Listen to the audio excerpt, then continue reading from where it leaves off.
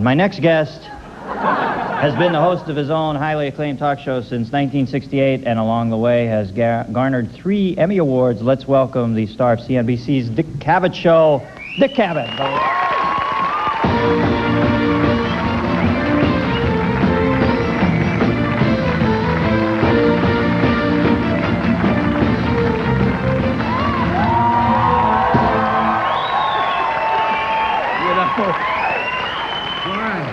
You know, seeing you moonwalk brings to mind my favorite caveat of all time. Oh, yeah? When you were hosting the Emmys, and you chilled the Apollo, what was it, when they went to the moon the first time? Oh, it was my favorite moment. Oh. Cavett, beautiful. He's emceeing the Emmys. Do you know the story? Yes, I don't want to embarrass you. you. In fact, you reminded me of earlier this year. Yeah, I was there with the first man on the moon, and he was reading the cue card, and when he blew the 3rd word, I said, "They don't require reading in the space program." But you have to remember, this guy just came back from the moon, and like America was completely in love with him. And I was home in bed watching. I said, "God, I can't believe he just took a shot at Neil Armstrong." I thought that's I did it for you. You would have thought that I had done something unspeakable on the flag from the mail I got from that. Yeah. Do you save your hate mail? Well, you know, I've only been on a week, so I only have 10,000 pieces of it. I don't like to save the first 10,000, but... My first show, I did something that offended somebody, and a letter poured in from all over. And it was the Goodbye Forever, Mr. Cavett. I have always enjoyed your show. I had only been on one day. And I love the Goodbye Forever people, you know. And I am so bloody sick of political correctness that I don't know what to do. I would like to... Yeah. It's ripe out there, isn't it? I mean, you go onto college campuses now, it's like a minefield for a comedian. I know, I would like to insult every race I can think of right now. Every minority group, every little group of downtrodden people. I am just sick of it. I got a note, what was it? Have you gotten yet a...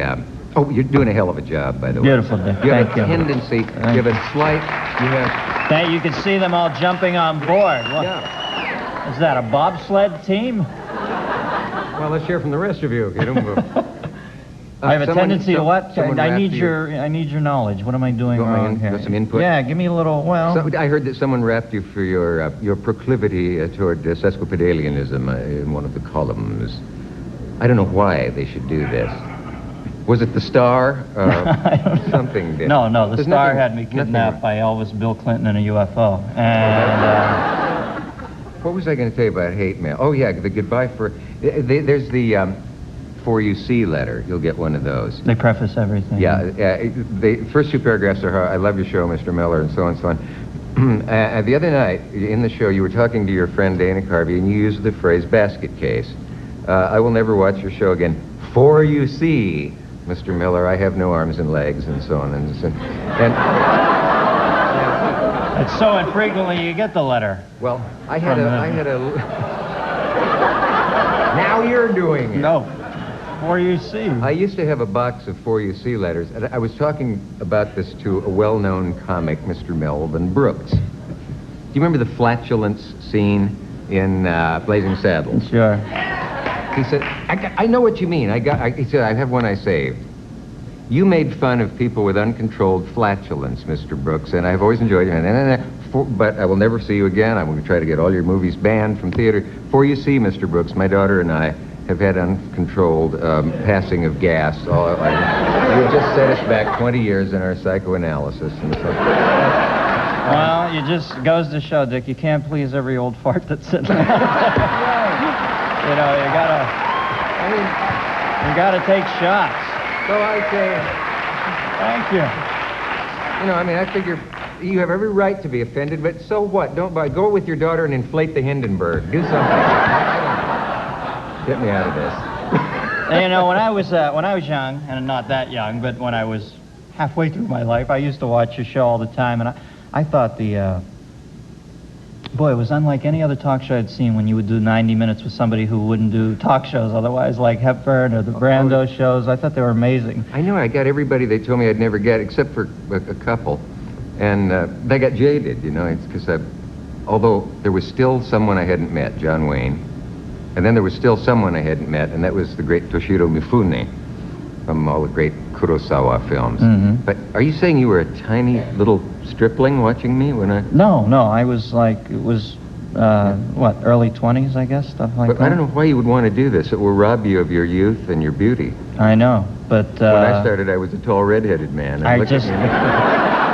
I'm doing it in the faint hope that someday I'll meet John Wayne. I don't know that that's going to happen. We're going to take a break. We're going to be right back. We got a great, we got a clip, a weird... Can I stay? Oh, I know what you've got. Yeah, you have to stay. Yeah. You're finishing it with me. Don't go anywhere. Right back with Dick Cavett after this one. We're back. Mr. Dick Cavett. Welcome back. Now let's get in. Let's watch the clip right away because I want to see this stuff. I used to love this about show. it before we begin? Do we know? Do you know? Finger bowls. Finger bowls. Things you dip your fingers in after you've gotten them filthy from eating. Am I on the right track? Am I warm? Why don't you look at your question sheet and ask a question? Hey, can I talk to the audience for a Why moment? don't you fold it 5 ways and put it where the moon don't shine?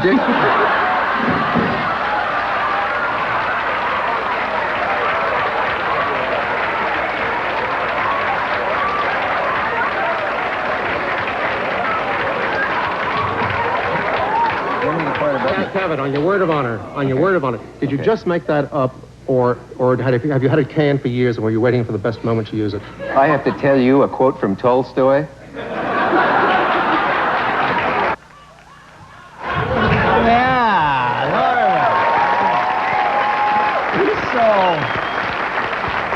He's so cantankerous. For a second there, the body English looked like he might be ready to go, huh? He looked like, yeah. I mean, he was. Well, he's always using fight metaphors. Yes. Let me just say for the record that I'm wild about Norman Mailer. I just think he's great. Yeah, he's great. And I'm not just saying that because he's backstage. But I don't know why I said that. I'm not aware of ever having heard that phrase before. What preceded it was, at one point I said, if you punch a lady here or something, because the great Janet Flanner was sitting there, and he said, Cavett, you know that I'm the gentlest of the people here, and I wouldn't hit any of you because you're all smaller than I am. And I had said, in what ways smaller? And he said, intellectually smaller. And then I had said, well, perhaps you'd like 2 more chairs to contain your giant intellect.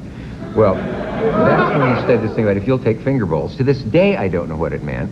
But I don't know whether that phrase about where the moon don't shine is a tribal wisdom from Nebraska. I don't know what it comes from. You were speaking in tongues at that point. But I was in Germany on the Westdeutsche Fernsehen, and they had this clip. And they said, I did the show in German. I had studied German in college with a course really designed for spies and people. And 9 times a week, Germans crammed German into my ears, whether I wanted it or not. And I learned the language. So I'm in Germany doing this show, and they said, vielleicht können Sie das übersetzen? Would you please explain this line you said to Mr. Mailer? And it sounds much, much better in German. Falten Sie es 5-mal und stecken Sie es dabei, wo der Mond nicht scheint. Yeah? You know, I love you in German sounds like fold it 5 ways and put it where the sun doesn't shine. It just has that language has no subtlety to it. I guess every comic will steal that now. But I don't know. He really fancies himself as a bit of a Alistair. Papa Hemingway, doesn't he, though? Yeah, in fact, he talked about it later show. He said, you know, Vidal had really flattened him a number of times. Norman's gift for humor is not a rich endowment. And but he loves humor, and Vidal is a genuine genius wit. Speaking of luck, I have a special with him on Friday night. I think it was on tonight, presumably, supposedly on PBS, preempted by the Democratic debate, which must have been surely amusing. Norman, he's a great piece of work, you know. Can you imagine anybody bred more perfectly than Gore Vidal to get under the skin of somebody like Norman Mailer? I mean, they just seem so, 2 brilliant men, but so... They're sort of opposite sides of the same coin. Yeah. They see each other, I think, as just, you know, 2 old whores who work opposite sides of the street. And you know, and they... Vidal, of course, being the better-looking whore. Well... No, actually, I think I filched that. Gore said, when I ran into Norman, you know, we sort of wink at each other, and he said, still at it, Norm, yeah, still working the street. But that was... Don't you like it when the ice gets thin on a talk show? I mean, when it gets dangerous, the thought that somebody might punch somebody. Yeah. You were with Brando the night he cranked Galella out in the village, weren't you? Yeah, you know, in my first book, Cavett, Harkett Brace Jovanovich, 895, now out of print, I couldn't really talk about that because it was still pending, but... And you know what? I hate to do this. You can't really talk about it now. Oh, wait, you hear this? It's great. It's for the next time. We're walking down the street, see, in Chinatown. We gotta go. Pretend you're listening. What? But I... Commercial. Bye. Thank you. The chair defers 8 seconds of its time to Mr. Cavett. Did you know that if you rearrange the letters of Spiro Agnew, it spells grow a penis? I'd like to thank my guests, Dana Carvey, Laura Dern, and Dick Cavett. Good night, teenagers.